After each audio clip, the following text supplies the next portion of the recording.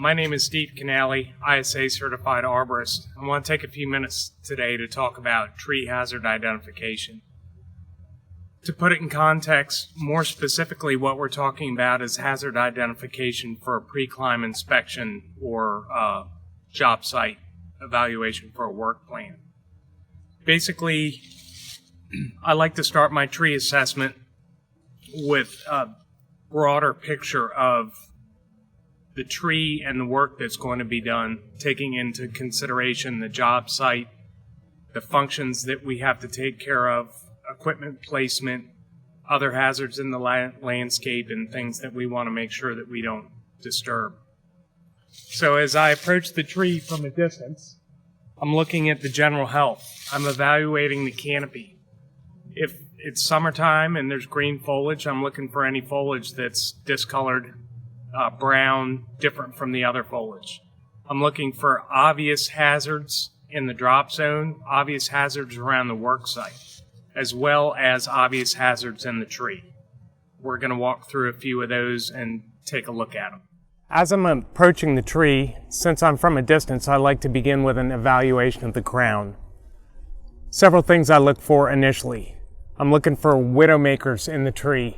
Anything hanging, anything that's a fall hazard, anything that we consider danger within the drop zone or within the work area. I also like to evaluate my branch unions. I like to make sure that there's no weak unions. Nothing's identified as having shear plane fractures, either on the branches themselves or on the trunk. I also like to look for old wounds typically being a path for rot and decay occurring in the tree. I find some old wound wood on this tree with cavities, which leads me to suspect that there's very well a great possibility of being decay inside the trunk. I also look for ooze or fungal activity. I can see that a few of these cavities may contain a little bit of water, but I don't see a whole lot of staining on the trunk. Knowing the species of the tree is important to know their strength and compartmentalization and how they react to wounds. I'm also evaluating the trunk taper, knowing that the diameter of the trunk should be the largest at the base, should decrease with tree height. Lack of taper may cause problems with root failure. I'm evaluating the soil around the tree. I'm looking for any evidence of heaving, any decay in the root structure, any obvious signs of failure or decay within the root system. Again, we're evaluating for shear plane cracks or anything that could possibly indicate that there's issues within the tree. Even the smallest of issues should go noticed. Trunk of the tree. I'm looking for any response growth, any large bulges in wood, which would be the wood's reaction to decay inside, creating stronger structural wood. I'm also looking for epicormic growth. And of course, knowing the species of the tree will greatly assist you in knowing what's natural growth and what's natural growth. The epicormic growth, if it's atypical for this specific species of tree, can certainly indicate that the tree is under stress of some sort. We're looking for wounds or broken branches. Again, this can be a possibility of decay getting into the structural wood. We can see right in this area here that we've got some old breakouts, a little bit of dead wood, a small hanger, plenty of old wounds up in this tree. But this is a beech, so typically it's going to do a very good job at compartmentalization. Looking way up in the canopy, I'm looking for any evidence of poor branch unions. I'm looking for included bark, looking for sharp bends on any of the branches that could have tip loading. I'm also evaluating if previous work has been done. If this tree has been pruned improperly in the past, and we've got lines tailing going on, then that's evidence that there's poor distribution of weight and a very large lever that's present in this tree. multiple pruning wounds. This tree probably has never been touched before. It's a beautiful tree on a private piece of property.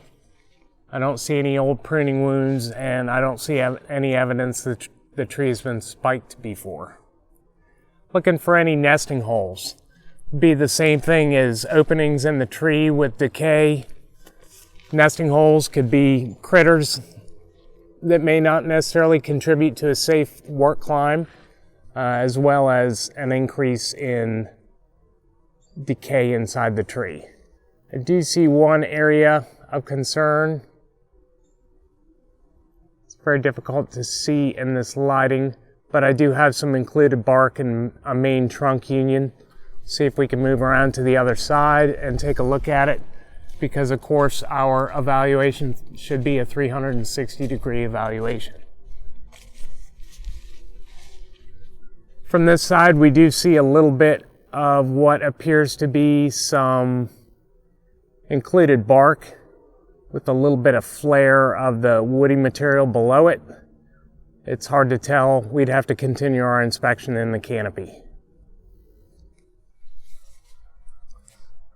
Again, to cover what we've evaluated was an overview of the tree on our approach, the big picture evaluation of the general tree health and the general hazards of the work site or the landscape. Again, we've looked for widowmakers, we've looked for weak branch unions, we've looked for old pruning wounds, any oozing or fungal activity, and the trunk taper, as well as any sharp bends in the branches, nesting holes, shear plane cracks in either the trunk or branches, any wound wood that would indicate some decay that could possibly be inside the trunk, any epicormic growth that's atypical for this specific species. We're also looking for response growth on the trunk, any bulging of wood that can indicate increase of structural wood fibers to make up for the loss of strength inside the tree due to a decay column. We're also looking for cavities, as well as identifying any issues with the root flare, any heaving of the soil around the tree.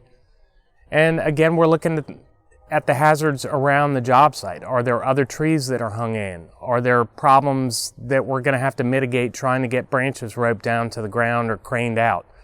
And these are all ongoing evaluations. Initially, we all typically do a pre-climb inspection, but it's important to continue your climbing inspection throughout your entire climb. After each cut, before rigging each piece or each crane pick, it's super important to make sure that you've maintained a safe work environment for yourself. Got to make sure that we don't increase those hazards. Again, I'm Steve Canale, ISA Certified Arborist. Thank you.